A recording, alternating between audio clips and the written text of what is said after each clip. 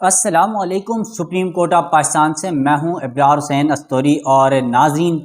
کچھ دن قبل supreme court کے جج جسٹس مظاہر علی اکبر نقوی کو برطرف کیا گیا، تو وہیں پر آج 6 سال بعد اسلام آباد ہائی کورٹ کے جج جسٹس شوکت عزیز صدیقی کو برطرف کیا گیا تھا۔ اس فیصلے کو آج کالعدم قرار دیا ہے۔ سپریم کورٹ کے 5 رکنی لارجر بینچ نے فیصلہ سنا دیا ہے، اور پھر اس کا 23 صفحات پر مشتمل جو تحریری فیصلہ ہے وہ بھی چیف جسٹس قاضی فائز عیسیٰ کی جانب سے جاری کر دیا گیا ہے۔ ناظرین، اس فیصلے میں اہم سوالات اٹھائے گئے ہیں، جہاں پر وہیں پر کچھ نقائص بھی نظر آتے ہیں۔ وہ نقائص کیا ہیں اور وہ کیا سوالات ہیں جو اب پبلکلی اٹھائے جا رہے ہیں اس فیصلے کے بعد؟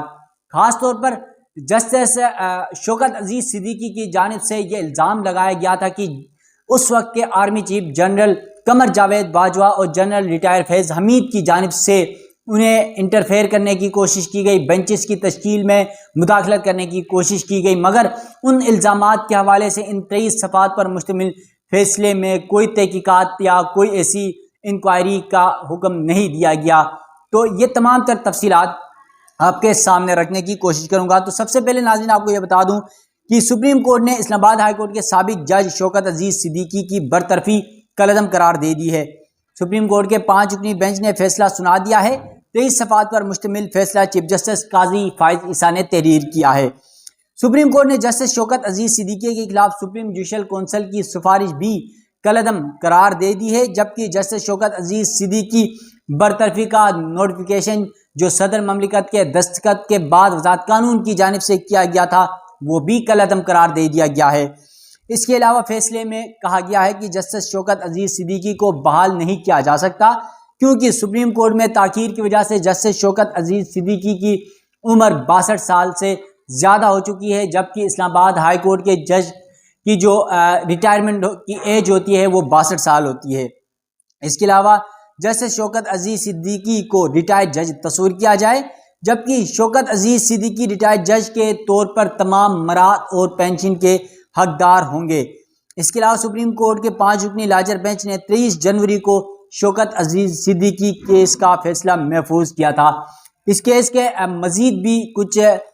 اس فیصلے میں کیا کہا گیا ہے وہ تفصیلات بھی آپ کے سامنے رکھوں گا، اور کچھ اس کیس سے ریلیٹڈ بہت سارے ایسے حقائق جو ماضی اور مستقبل کو ٹچ کریں گے، اس کے حوالے سے عکاسی کریں گے، اس حوالے سے تفصیلات کچھ بھی آپ کے سامنے رکھتا ہوں۔ میں نے ایک سرچ کر کے اس کیس کے فیصلے کے اوپر کچھ ماضی کو کنگالنے کی کوشش کی ہے، تو کچھ اس کے حوالے سے کچھ تلخ حقائق بھی آپ کے سامنے رکھنے کی کوشش کروں گا۔ ناظرین، یقیناً جیسے شوکت عزیز صدیقی کو بالآخر 6 سال بعد انصاف تو مل گیا، مگر اس انصاف کا کیا جو انہیں اپنے عہدے پر بحال نہیں کرا سکا۔ یعنی اگر وقت پر یہ فیصلہ ہو جاتا سپریم کورٹ کا تو جسٹس شوکت عزیز صدیقی اسلام آباد ہائی کورٹ کے دوبارہ جج بن جاتے، لیکن اب کیا ان کی ریٹائرمنٹ جو ان کی عمر ہے ریٹائرمنٹ سے بھی زیادہ ہو چکی ہے، تو وہ اب فارغ ہو چکے ہیں۔ ناظرین، 11 اکتوبر 2018 کو سپریم جوڈیشل کونسل نے اسلام آباد ہائی کورٹ کے جج جسٹس شوکت عزیز صدیقی کو بغیر تحقیقات اور سنے عہدے کے جج سے برطرف کیا تھا۔ کچھ اس حوالے سے آپ کو ماضی کے میں کیا کچھ ہوا اس کی تفصیلات ہے یہ۔ اس کے علاوہ جسٹس شوکت عزیز صدیقی پر یہ الزام لگایا گیا تھا کہ انہوں نے راولپنڈی بار کونسل کی ایک تقریب میں اپنی تقریر کی، اور اس تقریر میں مبینہ طور پر انہوں نے عدالت کے حوالے سے فوج کے معاملات یعنی فوج کی طرف سے مداخلت کا الزام لگایا تھا۔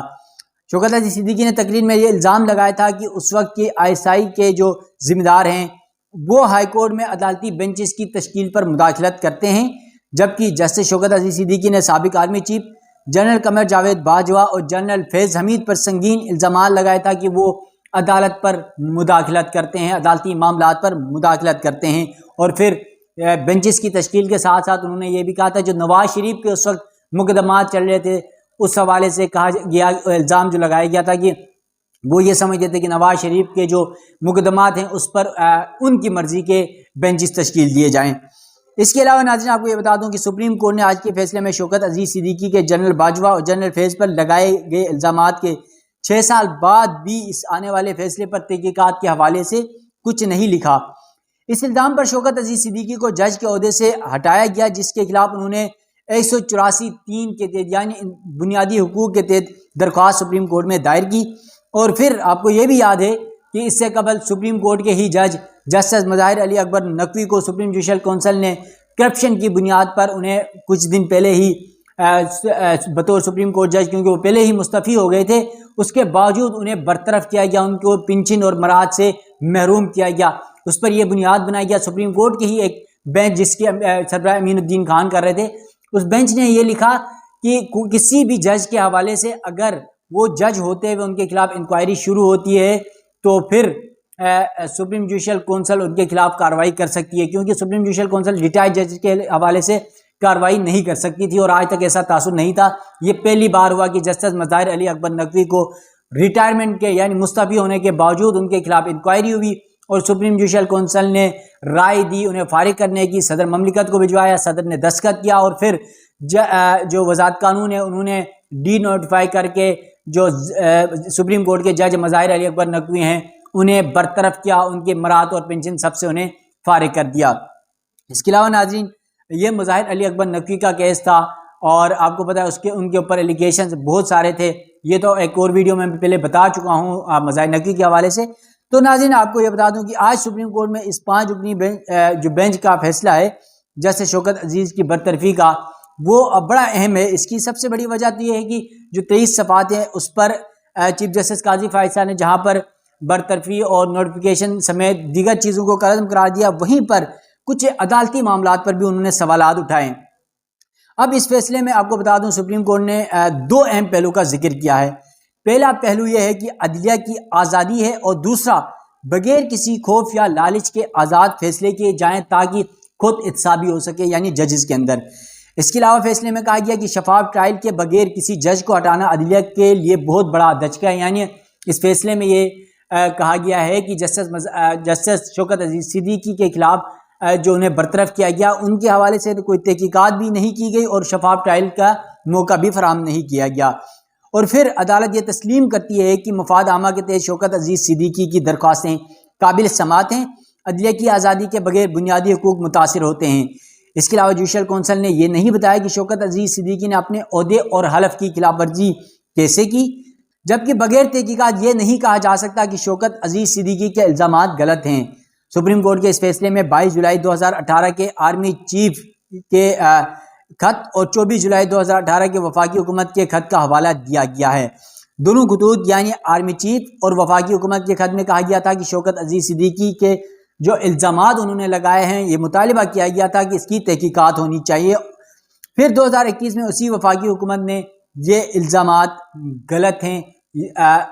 جو سپریم کورٹ میں ریٹن کے طور پر لکھ کے دیا۔ اب وہ الزامات آسمان کھا گئی یا زمین نکل گئی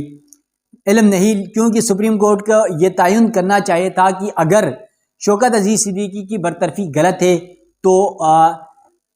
ان کے خلاف جنہوں نے یہ خطوط لکھے، جنہوں نے یہ انکوائریاں کی، ان کی برطرفی میں کردار ادا کیا، ان کے خلاف تحقیقات ہونی چاہیے تھی۔ اور جو یا پھر دوسری طرف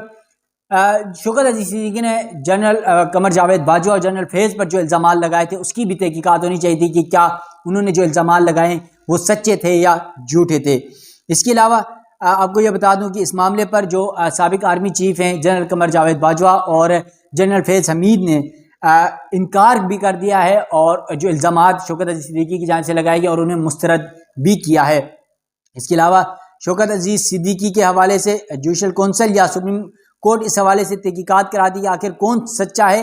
کون جھوٹا ہے، کون سچ بول رہا ہے، کون جھوٹ بولتا ہے۔ کم از کم قوم کو تو یہ پتہ چلتا کہ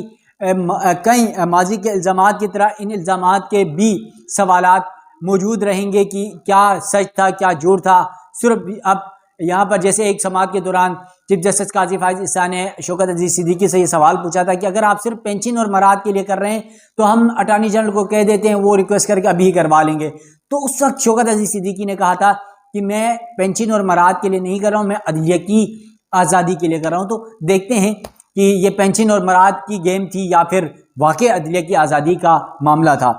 اس کے علاوہ ناظرین فیض حمید پر اس وقت بھی جو جنرل فیض حمید ہیں اس وقت بھی ان پر الزام تھا کہ پاکستان تحریک انصاف کو بنانے اور اس کو امپروو کرنے میں ان کا بڑا کلیدی کردار تھا، یہ الزام لگایا جاتا تھا، اور پھر ان پر پولیٹیکل انجینئرنگ پر بھی ملوث ہونے کا دعویٰ کیا جاتا تھا، یہ الزامات لگائے جاتے تھے، اور یہ کہا جاتا تھا کہ نواز شریف کے خلاف مقدمات اور پھر خاص طور پہ جسٹس قاضی فائز عیسیٰ کے خلاف جو صدارتی ریفرنس سپریم کورٹ میں دائر کیا گیا تھا ان کی اہلیہ کے خلاف، تو وہ بھی فیض حمید کے کہنے پر جو ہے وہ فائل کیا گیا۔ فاروق نسیم اس کے مرکزی کردار سمجھے جاتے ہیں، تو یہ الزامات بھی ماضی میں ہم نے دیکھا لگتے رہے ہیں۔ اس کے علاوہ ناظرین آپ کو یہ بتا دوں کہ جہاں پر شوکت عزیز صدیقی کا یہ معاملہ ہے، وہیں پر اور بھی مزید بھی سوالات اٹھتے ہیں۔ وہ سوالات یہ ہیں کہ فیض حمید جہاں پر یہ چیزیں کر رہے تھے، الزامات ان پر لگ رہے تھے، جنرل قمر جاوید باجوہ پر الزامات لگ رہے تھے، اور قمر جاوید باجوہ پر اس وقت پاکستان تحریک انصاف بڑی محبتیں، فیض حمید پہ بڑی محبتیں نچاور کرتی تھی، اور آج انہی پر ہی الزامات لگا۔ جنرل قمر جاوید باجوہ پر پاکستان تحریک انصاف نے یہ الزام لگایا کہ جو پاکستان تحریک انصاف کی حکومت کے خلاف حکومت جب وزیر اعظم عمران خان کے خلاف جو عدم اعتماد لائی گئی، وہ جنرل باجوہ اور امریکی جو سازش کا ایک کردار بتایا گیا اس معاملے پر کیا گیا۔